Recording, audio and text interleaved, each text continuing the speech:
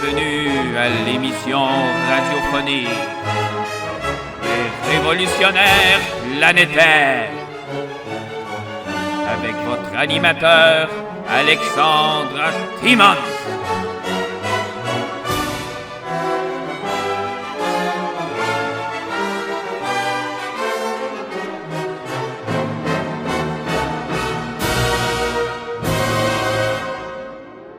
Quand un pays développe le nucléaire pour l'énergie électrique civile, ben il y a tout le temps le militaire qui attend à côté.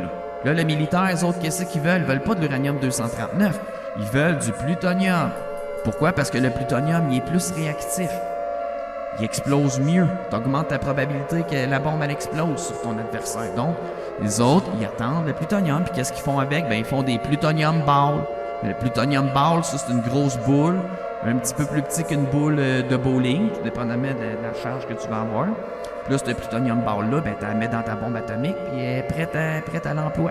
Puis là, tu peux faire une bombe à fusion. Une bombe à fission, je n'expliquerai pas tout ça. Mais... Fait que les Américains, eux autres, là, j'ai vu un documentaire, ils ont un centre de stockage de plutonium ball. Fait que là, le nom, c'est... je l'ai ici, c'est MPAX. Ben, c'est ça. Premièrement, le nucléaire et l'uranium, il y en a partout dans le temps. Sauf qu'il y a des régions où il y en a plus que d'autres. Comme par exemple à Oka ou à Deux-Montagnes. Bon, mais ça, c'est des coins où est-ce qu'il y a beaucoup d'uranium dans la terre. Donc, si par exemple, tu as une fissure dans ton sous-sol, ben ça se peut qu'il y ait... parce que l'uranium, lui, il va se désintégrer, il va créer un gaz qui s'appelle le radon. Puis le radon, lui, ben, il va passer dans les cracks de sous-sol. Donc, souvent, il va contaminer une cave, ce qui fait que la cave va devenir radioactive. Si quelqu'un passe là avec un détecteur, il va le détecter. Là. Puis le radon dans les sous-sols, ça, c'est la deuxième cause de cancer après la cigarette. Fait qu'on s'entend que c'est quand même assez dangereux, le radon, là, quand il y en a trop dans une maison. Là. Donc, eux autres, à Oka, j'avais vu à un moment donné, là, ils ont un verger, là, puis là-bas, c'est rempli de radon au sol, parce que le radon, ça, c'est un gaz qui est lourd, donc lui, il va rester plus au sol, mais il va se promener un peu partout. Puis ils disent que le radon, ben, il y en a plus en campagne, parce que les routes sont moins recouvertes qu'en ville, évidemment.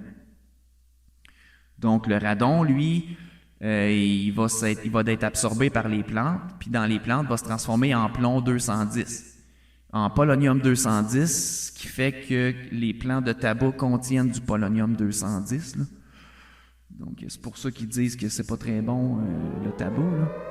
Mais sinon, c'est ça, en fait, tu sais, il y en a un peu à l'état naturel. Sauf que, c'est ça, on n'est pas dans les concentrations de ce que le nucléaire va produire par la suite quand il va le concentrer avec des centrifugeuses. Là.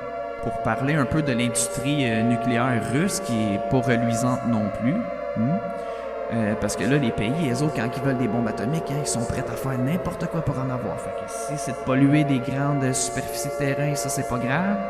Si c'est de faire travailler du monde dans des villes secrètes où il n'y a pas personne d'autre qui peut aller à part les travailleurs du nucléaire puis qui sont contaminés, ça non plus, c'est pas grave. Fait que en Russie, ben, il y a beaucoup d'atomes-grades qu'on appelle, je peux vous en nommer une couple, de combien qu'il y en avait, en tout cas de 1940 à 1990, ces villes-là n'étaient pas nommées à part avec leur code postal. Donc, ils appellent ça des oblasts. C'est les atomes-grades secrets. Okay? Fait que les autres, c'est des villes complètement fermées aux touristes. Que c'est juste des travailleurs du nucléaire, dans le fond, qui vont soit faire des pièces pour les réacteurs, pour les bombes, pour l'industrie du nucléaire en général. Donc, vous aviez, par exemple, l'oblast d'Arkhangelt à Myrny, l'oblast d'Astrakhan, la république de Baïchkiri, et puis, c'est ça, en tout cas, l'oblast de Tomsk, Seversk, qui est très connu. Donc, toutes ces villes-là, c'est toutes... tu sais, il n'y a pas de statistiques qui sont données sur les travailleurs, toutes les maladies qu'ils ont eues, parce que c'était des villes secrètes. Mais on s'entend que ces travailleurs-là, ils ont été contaminés beaucoup, là. Ça vit pas vieux, ce monde-là. Là. Donc, c'est pour ça le nucléaire, c'est dangereux à toutes les étapes. Puis on pourra en reparler une autre semaine plus en détail.